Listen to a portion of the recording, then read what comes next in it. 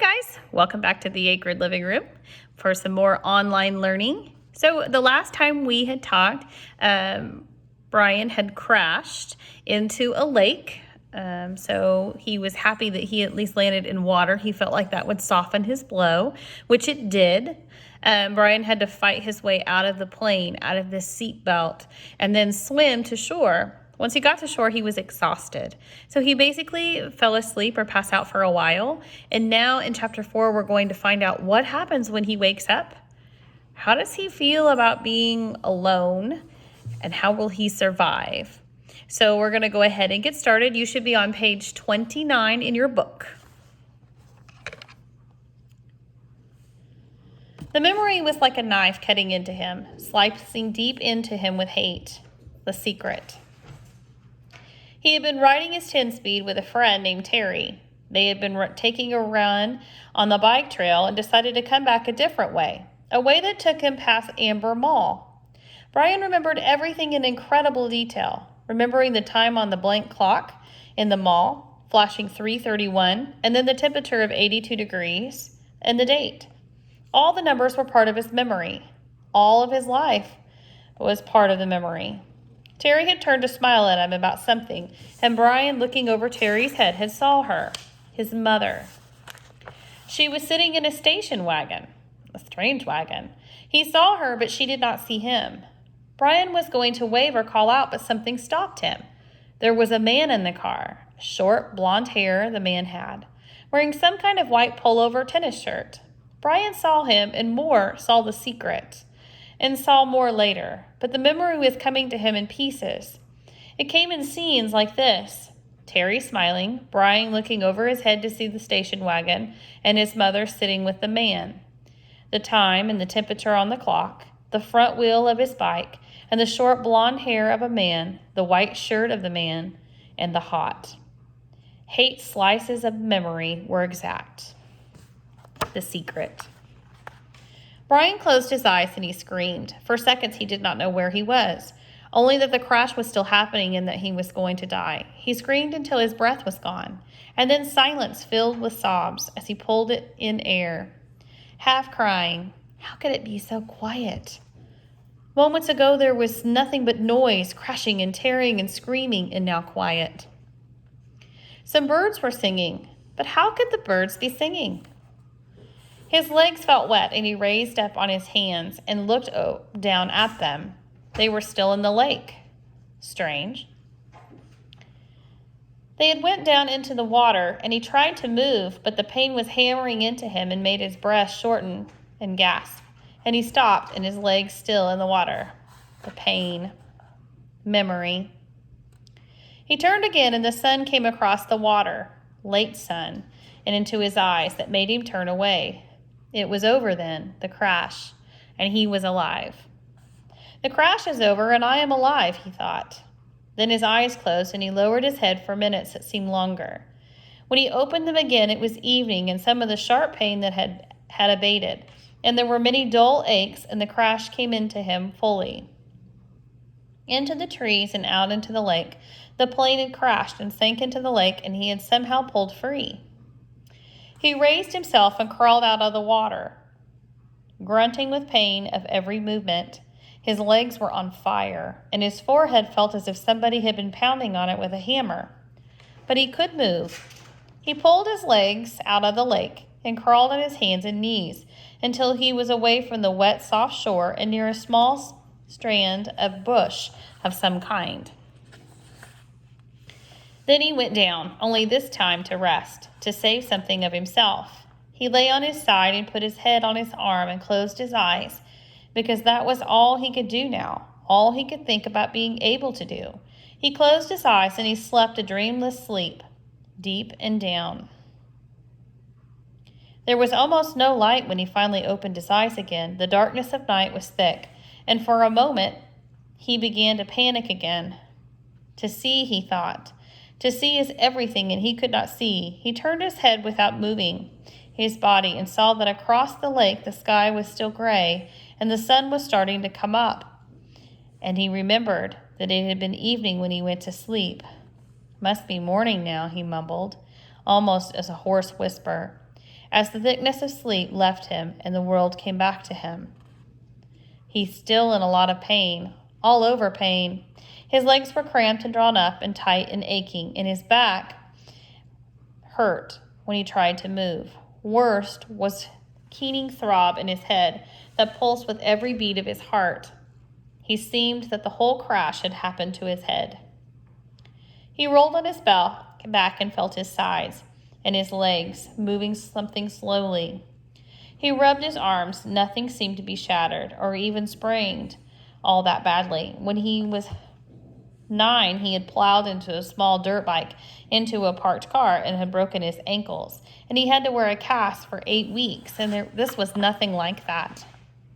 Nothing broken, just battered around a bit.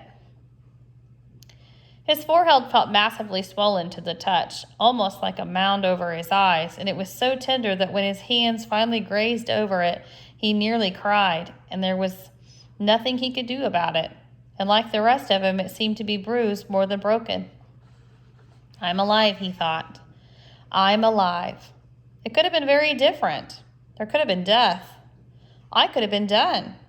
Like the pilot, he thought suddenly. The pilot in the plane down in the water, down in the blue water, strapped to his seat.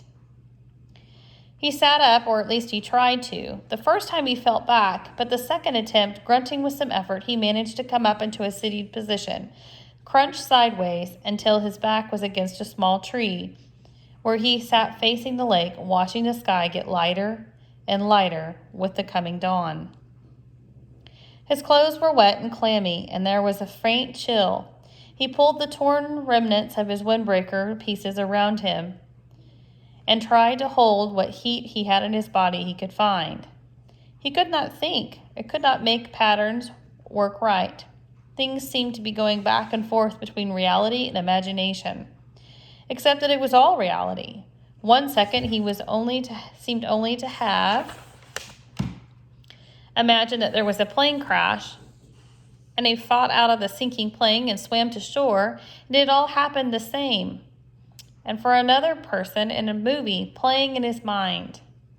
Then he would feel his clothes wet and cold, and his forehead would slash of pain.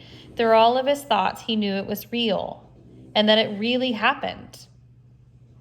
But all in a haze world, he sat and stared at the lake, felt the pain come and go in waves, and watched the sun come over at the end of the lake. It took an hour, perhaps 2, that he could not measure time yet, and didn't care for, the sun to get halfway up. When it came, the warmth small bits of it first. With the heat came clouds of insects, thick and swarming hordes of mosquitoes that flocked to his body, made a living coat of his exposed skin and clogging up his nostrils, and when he inhaled, and poured into his mouth when he opened to take a breath. It was not possibly bearable, not this. He had come through the crash, but the insects were not possible. He coughed them up and spat them out and squeezed them out, closed his eyes and kept flushing his face, slapping and crashing them into by dozens, by hundreds. But as soon as he cleared a place, as soon as he'd killed them, more came, whining and buzzing massive sounds of them. Mosquitoes and small black flies he had never seen before, all biting and chewing and taking into him. In moments his eyes were swollen shut and his face puffy and around to match his battered forehead. He pulled the torn pieces of windbreaker over his head and tried to shelter in it for a bit, but the jacket was full of rips and it didn't work. In desperation, he pulled his t-shirt up to cover his face, but that exposed the skin of his lower back, and the mosquitoes and the flies attacked a new soft flesh of skin on his back so victoriously that he pulled the shirt down. In the end, he sat with the windbreaker pulled up, brushed over his hands, and took it, almost crying in frustration and in agony. There was nothing left to do, and when the sun was fully up, heating him directly, bringing steam off his wet clothes and bathing him in a warmth, the mosquitoes and flies disappeared. Almost that suddenly. 1 minute he was sitting in the middle of a swarm, and the next they were gone and the sun was on him. Vampires, he thought. Apparently they didn't like the deep of night, because perhaps it was just too cold, and they couldn't take the direct sunlight. But in that gray time in the morning, when it began to get warm, and before the sun was full up and hot, he couldn't believe them. Never in all the reading and the movies had he watched on television about the outdoors. Never once had he ever mentioned the mosquitoes or flies. All they ever showed on the naturalist shows was a beautiful scenery of animals jumping around and having a good time. Nobody ever mentioned the mosquitoes and flies. Ugh. He pulled himself up to stand against the tree, stretched, bringing out new aches and pains. His back muscles must have been hurt as well. They almost seemed to tear when he stretched. And while the pain in his forehead seemed to be abating somewhat, just trying to stand made him weak enough, trying to almost collapse. The backs of his hands were puffies, and his eyes were almost swollen shut from the mosquitoes, and he saw everything about through a narrow squint. Not that there was much to see, he thought, scratching his bites. In front of him lay the lake, blue and deep, and he had a sudden picture of the plane stuck in the lake, down in the blue, and the pilot's body still strapped to the seat, his hair waving. He shook his head, more pain. That wasn't something he wanted to think about. He looked at his surroundings again, and the lake stretched out slightly below him. He was at the base of the L, looking at the long part of the short part of his to the right. In the morning light and the calm, the water was absolutely perfectly still. He could see the reflections of the trees at the end of the table, or at the end of the lake. Upside down in the water, there seemed to be almost another forest, an upside-down forest to match the real one. As he watched a large bird he thought was a crow, but seemed larger, flew from the top of the real forest. Through the reflection, the bird matched it, both flying over the water. Everything was green, so green it went into him. The forest was largely made up of pines and spruce, with stands of low brush smeared here and there, and thick grass and some kind of small bush over here. He couldn't identify most of it, except the evergreens, and some leafy trees that he thought might be aspen. He had seen pictures of aspens in the mountains and on television, and the country around the lake was moderately hilly. But the hills were small and almost hammocks, and there was very few rocks except for to his left. There was a lay of a rocky ridge that struck out overlooking the lake that was about 20 feet high. If the plane had come down a little bit to the left, he would have hit the rocks and never would have made the lake. He would have been smashed, destroyed. The word came, and I would have been destroyed, torn and smashed, driven into the rocks and destroyed. Luck, he thought. I have luck. I have good luck there. But he knew that was wrong. If he had had good luck, his parents wouldn't have been divorced because of the secret, and he would have been flying with a pilot who had a heart attack, and he wouldn't be here, stranded on a desert island. If you keep walking back from good luck, he thought, you'll have bad luck.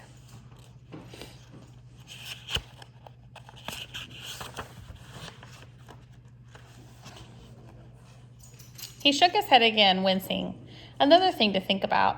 The rocky ridge was rounded and seemed to be of some kind of sandstone, with bits of darker stone layered and stuck into it.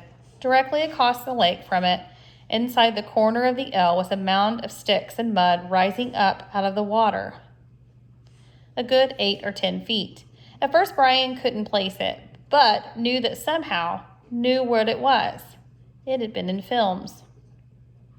There was a small brown head popped out of the surface of the water near the mound and began swimming off down towards the shore leg of the L, leaving V ripples behind it.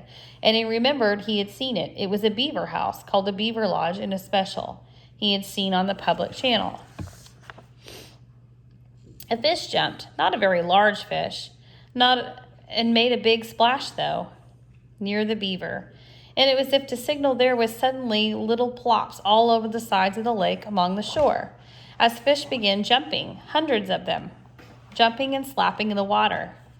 Brian watched them for a time, still in a half daze, still not thinking well. The scenery was pretty, he thought, and there was new things to look at, but it was a lot of green and blue blur, as he was used to the gray and the black of the city. traffic, people, and talking. Sounds of all the time, the hum and the whine of the city. Here at first it was silent, he thought, as if it was silent. And then he started to listen, to really listen. And he heard thousands of things, hisses and blurks and small sounds, birds singing, hum of insects, splashing from the fish jumping. There was a lot of great noise here, but noise he did not know, and the colors were new to him, and the colors and the noise mixed in his mind made a green-blue blur that he could hear as a hissing pulse around him, and he was still tired, so tired. So awfully tired, and standing had taken a lot of energy out of him, and it had drained him. He supposed he was still in some kind of shock from the crash, and there was still the pain and the dizziness and the strange feeling. He found another tree, a tall pine with no branches until the top, and he sat with his back up against it and looked down on the lake and the sun warming him. And in a few moments he scrunched down and he was asleep again.